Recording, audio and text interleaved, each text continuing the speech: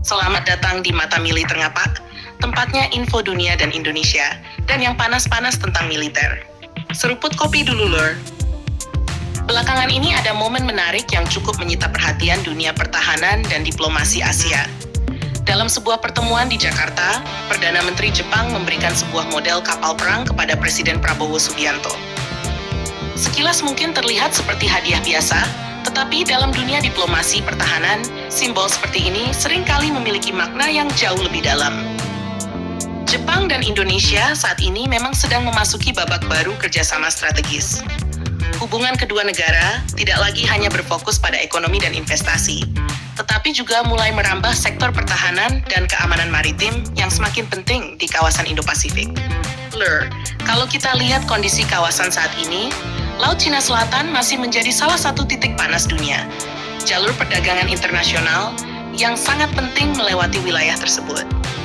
Indonesia memang bukan negara pengklaim utama, tetapi wilayah Natuna berada sangat dekat dengan area sengketa, sehingga stabilitas kawasan menjadi kepentingan langsung bagi Indonesia. Di sisi lain, Jepang juga memiliki kepentingan besar menjaga keamanan jalur laut. Sebagai negara kepulauan yang sangat bergantung pada perdagangan internasional, Jepang membutuhkan laut yang aman dan terbuka. Karena itulah Tokyo semakin aktif menjalin kerjasama dengan negara-negara Asia Tenggara, termasuk Indonesia. Hadiah berupa model kapal perang yang diberikan kepada Presiden Prabowo dianggap banyak pengamat sebagai simbol kuat kerjasama maritim kedua negara. Kapal perang bukan sekadar alat tempur. Kapal perang melambangkan kemampuan menjaga kedaulatan, melindungi jalur perdagangan, dan menunjukkan kehadiran negara di wilayah perairannya. Saat ini, Indonesia memang sedang menjalankan program modernisasi besar-besaran terhadap TNI AL. Berbagai kapal perang baru mulai dibangun maupun dibeli dari luar negeri. Ada fregat merah putih yang sedang dipersiapkan, kapal patroli lepas pantai modern, kapal selam baru, hingga peningkatan kemampuan rudal anti kapal. Jepang sendiri memiliki industri pertahanan laut yang sangat maju. Kapal-kapal perusak Jepang dikenal memiliki teknologi radar canggih, kemampuan peperangan anti kapal selam yang kuat, serta sistem pertahanan udara yang modern.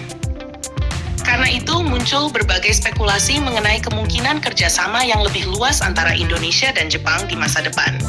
Kerjasama tersebut bisa berupa transfer teknologi, pelatihan personel, pengembangan industri pertahanan, hingga kemungkinan pengadaan peralatan militer tertentu. Indonesia memiliki posisi strategis yang sangat penting. Negara kita berada di persimpangan Samudra Hindia dan Samudra Pasifik. Jalur laut Indonesia menjadi salah satu jalur perdagangan paling sibuk di dunia. Tidak mengherankan jika banyak negara besar ingin memperkuat hubungan dengan Jakarta. Bagi Jepang, Indonesia bukan hanya mitra ekonomi. Indonesia juga merupakan kekuatan regional dengan jumlah penduduk besar, sumber daya melimpah, dan posisi geografis yang sangat strategis. Karena itulah hubungan kedua negara terus mengalami peningkatan dari tahun ke tahun. Lur, kalau kita bicara soal kekuatan laut, Jepang saat ini memiliki salah satu armada paling modern di Asia. Kapal-kapal perusaknya dilengkapi sistem radar mutakhir dan mampu menjalankan berbagai misi mulai dari pertahanan udara, anti kapal selam, hingga pengamanan jalur laut. Sementara Indonesia juga sedang bergerak menuju armada yang lebih modern. Kehadiran kapal perang baru seperti fregat merah putih, kapal PPA Italia, serta berbagai program modernisasi lainnya menunjukkan bahwa Indonesia serius membangun kekuatan maritim yang lebih kuat. Pertemuan antara Presiden Prabowo dan Perdana Menteri Jepang juga menunjukkan bahwa hubungan kedua negara berada pada tingkat yang sangat baik.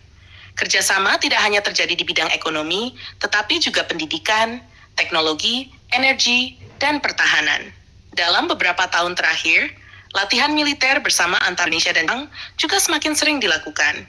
Hal ini bertujuan meningkatkan interoperabilitas, pertukaran pengalaman, serta memperkuat hubungan antar angkatan bersenjata kedua negara. Bagi Indonesia, menjalin hubungan baik dengan berbagai negara merupakan bagian dari strategi politik luar negeri yang bebas dan aktif. Indonesia dapat bekerja sama dengan Jepang, Amerika Serikat, Eropa, Turki, Korea Selatan, hingga negara-negara lainnya tanpa harus terikat pada satu blok tertentu. Karena itu, hadiah model kapal perang ini bisa dipandang sebagai simbol persahabatan, sekaligus sinyal bahwa kerjasama maritim Indonesia dan Jepang akan terus berkembang di masa mendatang.